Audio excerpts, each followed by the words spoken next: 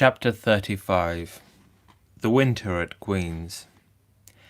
Anne's homesickness wore off, greatly helped in the wearing by her weekend visits at home. As long as the open weather lasted, the Avonlea students went out to Carmody on the New Branch Railway every Friday night. Diana and several other Avonlea young folks were generally on hand to meet them, and they all walked over to Avonlea in a merry party. Anne thought those Friday evening gypsyings over the autumnal hills in the crisp golden air with the home lights of Avonlea twinkling beyond were the best and dearest hours in the whole week. Gilbert Blythe nearly always walked with Ruby Gillis and carried her satchel for her. Ruby was a very handsome young lady. Now, thinking herself quite as grown up as she really was, she wore her skirts as long as her mother would let her, and did her hair up in town, though she had to take it down when she went home. She had large, bright blue eyes, a brilliant complexion, and a plump, showy figure. She laughed a great deal, was cheerful and good-tempered, and enjoyed the pleasant things of life frankly. "But I shouldn't think she was the sort of girl Gilbert would like," whispered Jane to Anne. Anne did not think so either, but she would not have said so for the Avery scholarship. She could not help thinking, too, that it would be very pleasant to have such a friend as Gilbert to jest and chatter with and exchange ideas about books and studies and ambitions. Gilbert had ambitions, she knew, and Ruby Gillis did not seem the sort of person with whom such could be profitably discussed. There was no silly sentiment in Anne's ideas concerning Gilbert. Boys were to her, when she thought about them at all, merely possible good comrades. If she and Gilbert had been friends, she would not have cared how many other friends he had, nor with whom he walked. She had a genius for friendship. Girl-friends she had in plenty, but she had a vague consciousness that masculine friendship might also be a good thing to be around, and to round out one's conceptions of companionship and furnish broader standpoints of judgment and comparison. Not that Anne could have put her feelings on the matter into such clear definition, but she thought that if Gilbert had ever walked home with her from the train, over the crisp fields and along ferny byways, they might have had many and merry and interesting conversations about the new world that was opening around them and their hopes and ambitions therein. Gilbert was a clever young fellow with his own thoughts about things and a determination to get the best out of life and put the best into it. Ruby Gillis told Jane Andrews that she didn't understand half the things Gilbert Blythe said. He talked just like Anne Shirley did when she had a thoughtful fit on and for her part, she didn't think it any fun to be bothering about books and that sort of thing when you didn't have to.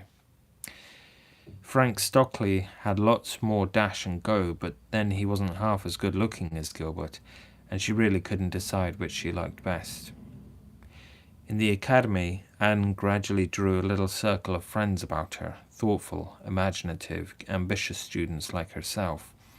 With the rosy-red girl Stella Maynard and the dream girl Priscilla Grant, she soon became intimate, finding the latter pale, spiritual-looking maiden to be full to the brim of mischief and pranks and fun, while the vivid, black-eyed Stella had a heart full of wistful dreams and fancies as aerial and rainbow-like as Anne's own.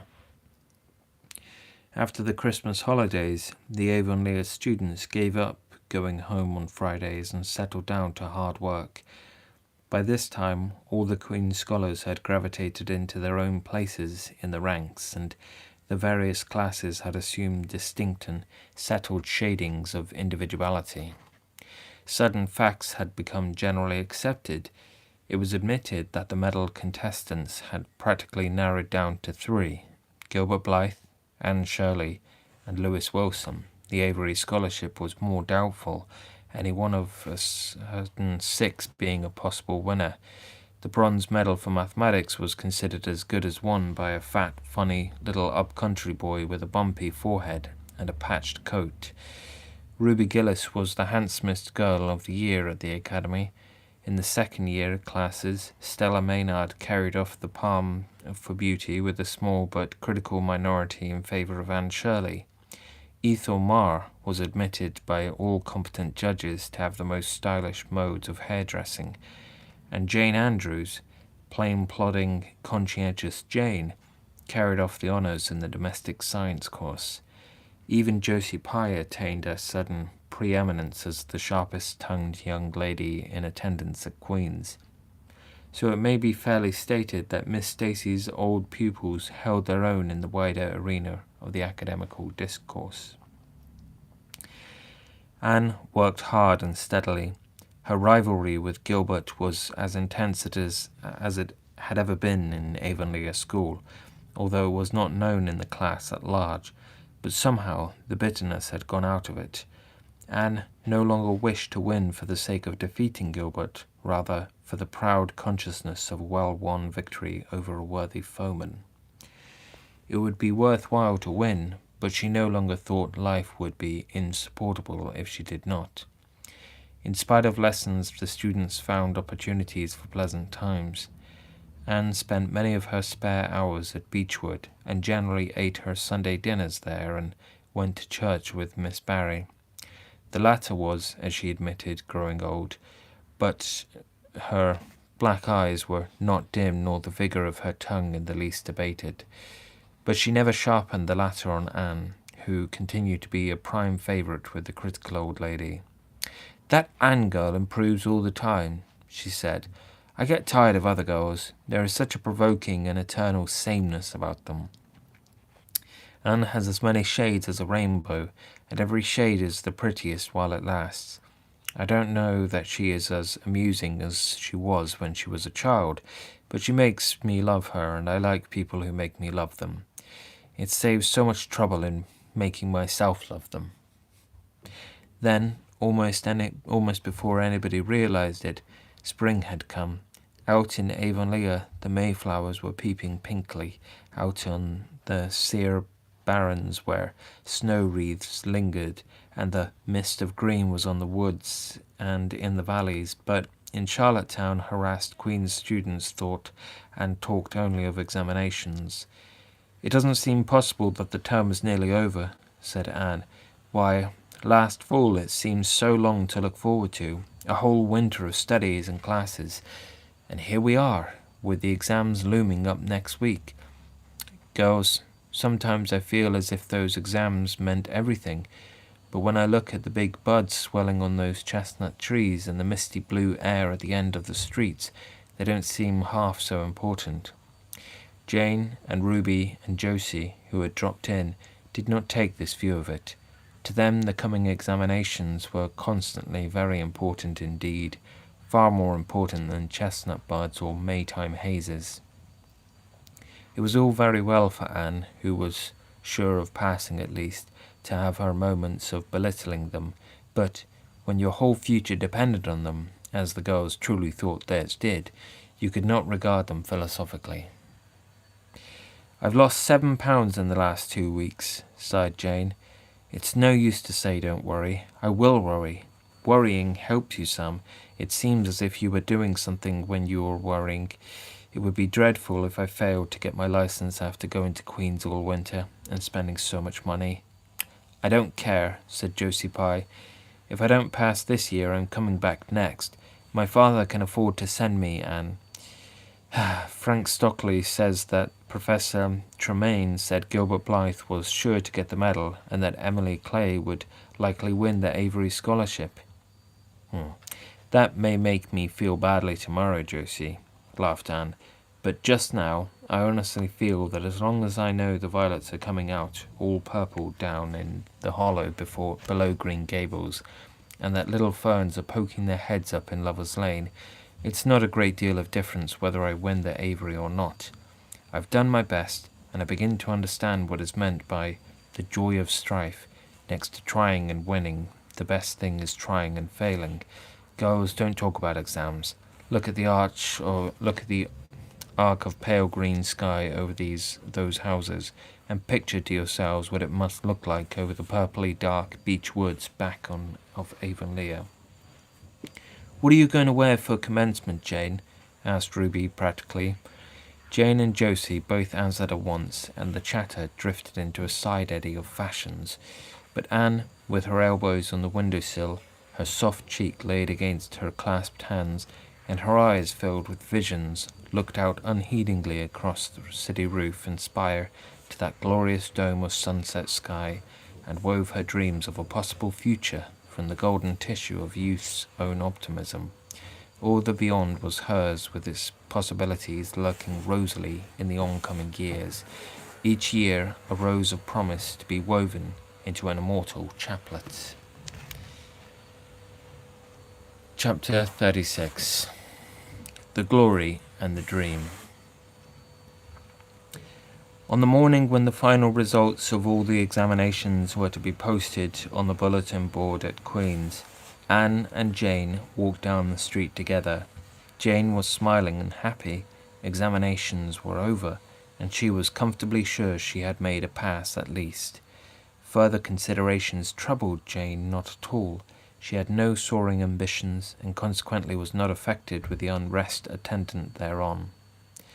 For we pay a price for everything we get or take in this world, and although ambitions are well worth having, they are not to be cheaply won, but exact their dues of work in self-denial, anxiety, and discouragement. Anne was pale and quiet. In 10 more minutes she would know who had won the medal and who the Avery. Beyond those 10 minutes there did not seem just then to be anything worth being called time. "Of course you'll win one of them anyhow," said Jane, who couldn't understand how the faculty could be so unfair as to order it otherwise. "I have no hope of the Avery," said Anne. "Everybody says Emily Clay will win it, and I'm not going to march up to that bulletin board and look at it before everybody. I haven't the moral courage. I'm going straight to the girls' dressing room. You must read the announcements and then come and tell me, Jane. And I implore you, in the name of our old friendship, to do it as quickly as possible. If I have failed, just say so, without trying to break it gently. And whatever you do, don't sympathize with me. Promise me this, Jane." Jane promised solemnly, but, as it happened, there was no necessity for such a promise. When they went up the entrance steps of Queen's, they found the hall full of boys who were carrying Gilbert Blythe around on their shoulders and yelling at the top of their voices, "Hurrah for Blythe! Medalist!" For a moment, Anne felt one sickening pang of defeat and disappointment. So she had failed, and Gilbert had won. Well, Matthew would be sorry. He had been so sure she would win. And then somebody called out, "3 cheers for Miss Shirley, winner of the Avery!" "Oh, Anne!" gasped Jane, as they fled to the girls' dressing room amid hearty cheers. "Oh, Anne, I'm so proud. Isn't it splendid?" And then the girls were around them, and Anne was the centre of a laughing, congratulating group. Her shoulders were thumped and her hands shaken vigorously. She was pushed and pulled and hugged, and among it all she managed to whisper to Jane, "Oh, won't Matthew and Marilla be pleased? I must write the news home right away." Commencement was the next important happening. The exercises were held in the big assembly hall of the academy. Addresses were given, essays read, songs sung, the public award of diplomas, prizes, and medals made. Matthew and Marilla were there with eyes and ears for only one student on the platform, a tall girl in pale green, with faintly flushed cheeks and starry eyes, who read the best essay and was pointed out and whispered about as the Avery winner. "Reckon you're glad we kept her, Marilla," whispered Aunt Matthew, speaking for the first time since he had entered the hall when Anne had finished her essay. "It's not the first time I've been glad," retorted Marilla. "You do like to rub things in, Matthew Cuthbert." Miss Barry, who was sitting behind them, leaned forward and poked Marilla in the back with her parasol. "Aren't you proud of that Anne girl?" "I am," she said. Anne went home to Avonlea with Matthew and Marilla that evening. She had not been home since April, and she felt that she could not wait another day. The apple blossoms were out, and the world was fresh and young. Diana was at Green Gables to meet her in her own white room, where Marilla had set a flowering house rose on the windowsill. Anne looked about her and drew a long breath of happiness. "Oh, Diana, it's so good to be back again. It's so good to see those pointed firs coming out against the pink sky, and that white orchard and the old Snow Queen. Isn't the breath of the mint delicious? And that tea rose, why, it's a song and a hope and a prayer all in one. And it's good to see you again, Diana." "I thought you liked that Stella Maynard better than me," said Diana reproachfully. "Josie Pye told me you did. Josie said you were infatuated with her." Anne laughed and pelted Diana with the faded June lilies of her bouquet. "Stella Maynard is the dearest girl in the world except one, and you are that one, Diana," she said. "I love you more than ever, and I have so many things to tell you, but just now I feel as if it were joy enough to sit here and look at you. I'm tired, I think, tired of being studious and ambitious. I mean to spend at least 2 hours tomorrow lying in the orchard grass thinking of absolutely nothing." "You've done splendidly, Anne. I suppose you won't be teaching now that you've won the Avery." "No, I'm going to Redmond in September. Doesn't it seem wonderful? I'll have a brand new stock of ambitions laid in by that time after 3 glorious golden months of vacation. Jane and Ruby are going to teach. Isn't it splendid to think we all got through, even to Moody Spurgeon and Josie Pye?" "The Newbridge trustees have offered Jane their school already," said Diana. "Gilbert Blythe is going to teach too. He has to. His father can't afford to send him to college next year after all, so he means to earn his own way through. I expect he'll get the school here if Miss Armies decides to leave." Anne felt a queer little sensation of dismayed surprise. She had not known this. She had expected that Gilbert would be going to Redmond also. What would she do without their inspiring rivalry? Would not work, even at a co-educational college with a real degree in prospect, be rather flat without her friend the enemy? The next morning at breakfast, it suddenly struck Anne that Matthew was not looking well. Surely he was much greyer than he had been a year before. "Marilla," she said hesitatingly when he had gone out, "is Matthew quite well?" "No, he isn't," said Marilla in a troubled tone. "He had some real bad spells with his heart this spring, and he won't spare himself a mite. I've been real worried about him, but he's some better this while back, and we've got a good hired man, so I'm hoping he'll kind of rest and pick up. Maybe he will, now you're home. You always cheer him up." Anne leaned across the table and took Marilla's face in her hands. "You're not looking as well yourself as I'd like to see you, Marilla. You look tired. I'm afraid you've been working too hard. You must take a rest. Now that I'm home, I'm just going to take this one day off to visit all the dear old spots and hunt up my old dreams, and then it will be your turn to be lazy while I do the work." Marilla smiled affectionately at her girl. "It's not the work, it's my head. I've got a pain so often now behind my eyes. Dr. Spencer's been fussing with glasses, but they don't do me any good. There is a distinguished oculist coming to the island the last of June, and the doctor says I must see him. I guess I'll have to.